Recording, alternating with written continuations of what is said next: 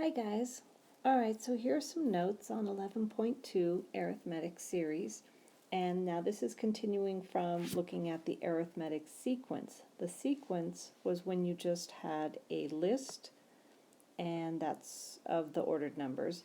A series is then when you take those numbers in the list and you make a sum out of them. So remember I told you there are going to be a lot of S words going on. So series and sum are always going to go together. So for instance, if we have a sequence 4, 7, 10, 13, 16, it's just a list of numbers. The series that would go with that sequence is 4 plus 7 plus 10 plus 13 plus 16. So it's when you add them all together. So an arithmetic series are the sums of the arithmetic sequences. Whew, okay. Just don't try and say that 3 times fast.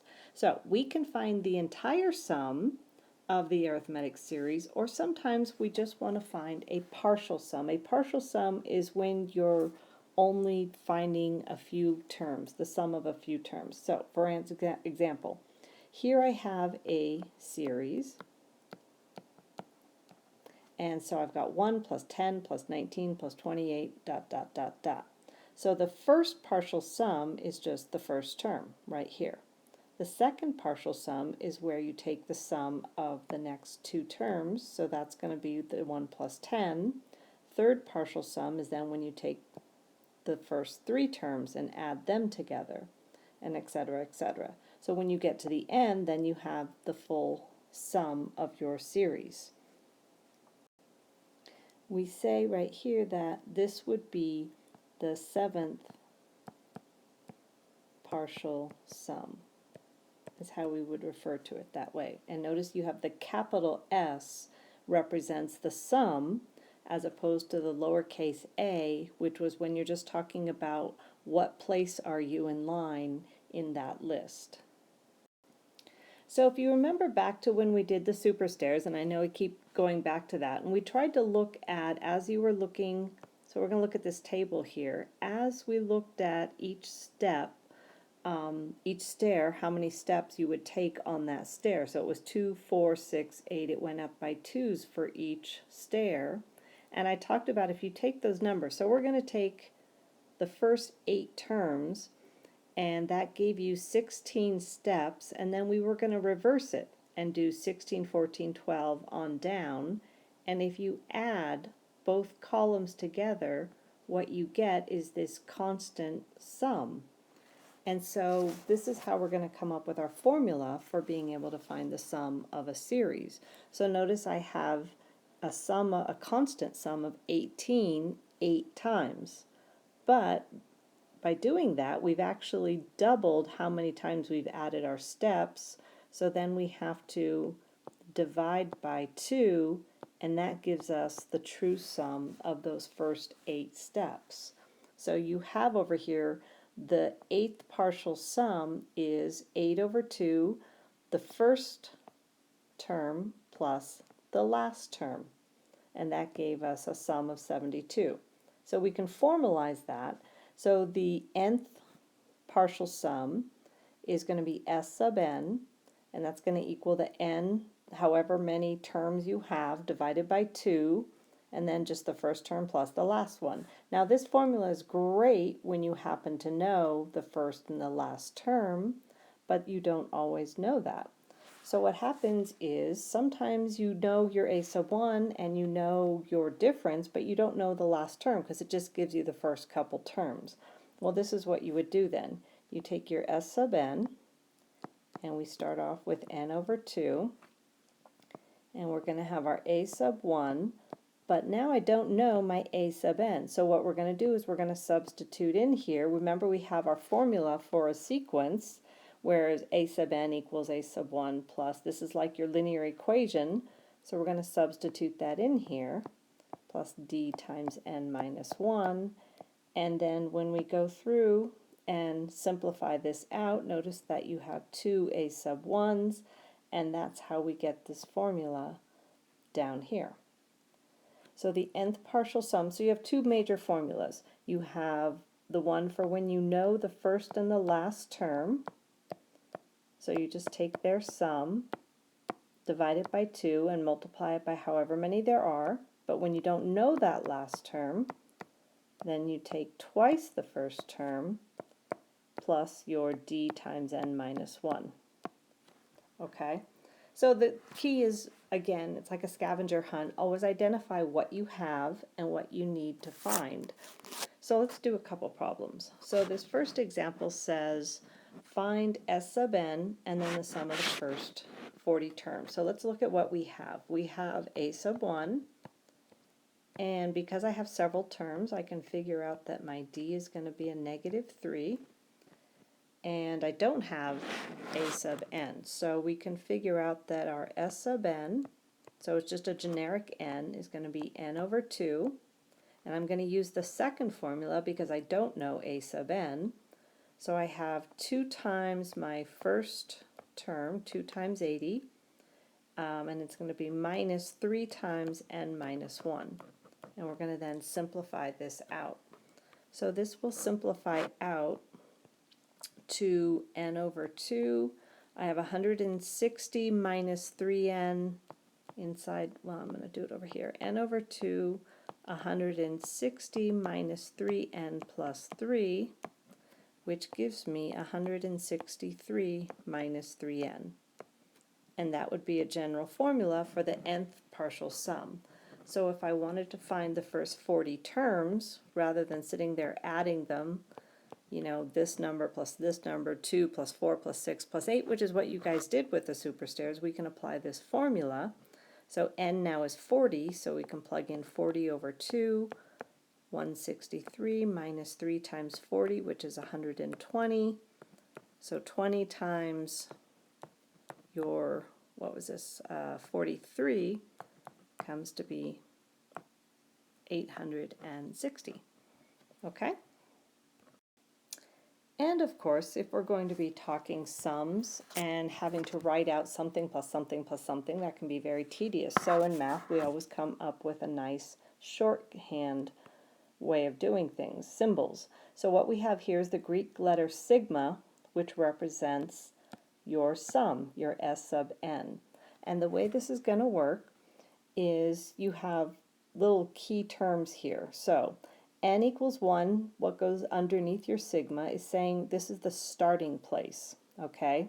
We call it, you don't have to worry too much, index of summation. Yes, that's the official term, but it's really just telling you we're going to start when n is 1, and we're going to go until n is 10, and we're going to substitute in those numbers and then add them all together. So it works kind of like this. Now this is really the long way to do it. There's shorter ways that I'll show you in a second. So if n is 1, what we have is 2 times 1 minus 1. So 2 minus 1 is 1. If n is 2, then we have 2 times 2 minus 1, which is 4 minus 1, which is 3. If n is 3, we have 2 times 3 minus 1. You can see how this would be really tedious. 6 minus 1 is 5. And then we would keep going, but the idea is if we're summing, we're going to then add all of these terms together. So far I have 5, 6, 7, 8.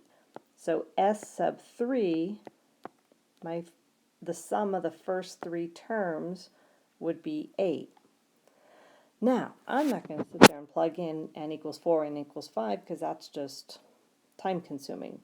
We have, this is just a shorthand way of saying find S sub 10. Okay, but we have a formula to find S sub 10. Our formula for S sub 10 is S sub 10 equals 10 divided by 2. My first term, which is when n is 1, so this is going to be like finding your A sub 1, which we know is 1, plus we want to find A sub 10, because that's going to go in this last place, A sub 10. So when you plug in n is 10, we'd have 2 times 10, 20 minus 1, which is 19. So then we can just go 5 times 20, which is 100. Okay? So again, how do you do this? This is just a shorthand way of saying it's like a repeated substitution, plug in n as 1, plug in n as 2, plug in n as 3, and then you're going to add all those terms together, and that gives you that partial sum. If you want to find the whole spiel, the whole sum, you use your formula. You find your a sub 1, which is plugging in n equals 1. You find your a sub n, which is plugging in the last term when n is 10. And then you have your n over 2. Okay, so here's another series. We want to find the first three terms of the series. So what we're going to do is plug in n is 1. So again, 3 times 1 minus 2 is just 1. Then we plug in n is 2. So 3 times 2, 6 minus 2 is going to be 4. And then we're going to plug in when n is 3, and that's going to give us 9 minus 2, which is 7. So those are the first three terms of your series. The last term is when n is going to be 25. So it's just 3 times 25 minus 2, so that's going to be, what, 73? And here, if we want to evaluate the series, what that's asking for is s sub 25. So that means n is 25, so we have 25 divided by 2. The first term, which is when n was 1, plus the last term, that's when n was 25. And so we have here the final answer, I do have it worked out, is going to be 925. Okay, so you have this sigma notation, which is just a shorthand way of saying your s sub n. So n equals wherever you want to start, and then it goes till when you want to finish, and then your, whatever your equation is, your function of n would go here. Okay. So we're going to try a few harder problems, just so you can see how it really can be like a scavenger hunt. So we're going to want to find the first three terms of the arithmetic sequence. Well, to find the first three terms, I need to know what the common difference is, because I already know the first term, but I'm trying to find the next two terms that would come after it. So notice I don't know d, but I also don't know n. So we're going to have to do a little scavenger hunt. So before we do that, let's look at the formulas that we have. We have a sub n, this is our sequence formula, which is a sub 1 plus d times n minus 1. I recommend every time you guys do a homework, you write them down, because you then won't have to worry about memorizing them. You'll have used them so much. Then you have your s sub n. This is your sum formula for the sum of the series. That's your n over 2, a sub 1 plus a sub n. And that has a second version, n over 2 times a sub 1 plus d times n minus 1. That's the one when you don't know your a sub n. Okay, so which formula do we want to get to? Well, we're going to find n first, because based on the given information, I don't know d and n. So d and n both appear here, d and n both appear here. So if I use this middle formula, I only have one unknown, and that's my n. So we're going to use s sub n, which we know is 2247, and that equals our n, which we don't know, over 2 times a sub 1 plus a sub n. And so multiplying both sides by 2 will allow me to cancel this 2, so that I have 4494. 4494 equals n times 214, and when I divide both sides by 214, we find out that we get n equals 21. So there's 21 terms in this series that we're going to be looking at, in this sequence actually. Okay, so now that I know n, I can start to find d. You have choices whichever equation you want to go to. I think this first one might be a little more simple, so I'm going to go to that one. Alright, so I'm going to do that one over here. So let's see how this works. So a sub n, well, we know a sub n. A sub n is 197 equals a sub 1, which is 17, plus d, which we don't know, times our n minus 1, which is going to be 20. So working this out gives me 180 equals 20 times D. So D turns out to be 9. So now that I know what D is, I can make my list. I know I have 17, then add 9, that gives me 26, then add 9 gives me 35, and voila, you have your first 3 terms. Okay. And again, that's a sequence, which means you're just looking for a list. Now we're looking for, in this second one, the sum of a series. And so let's see what we have. We have a sub 1, we know, is 34. We know that our common difference is a negative 4. We do not know n, but we do know that a sub n, the very last term, is 2, because there's no dot, dot, dot after it. Okay, so what can we do with that?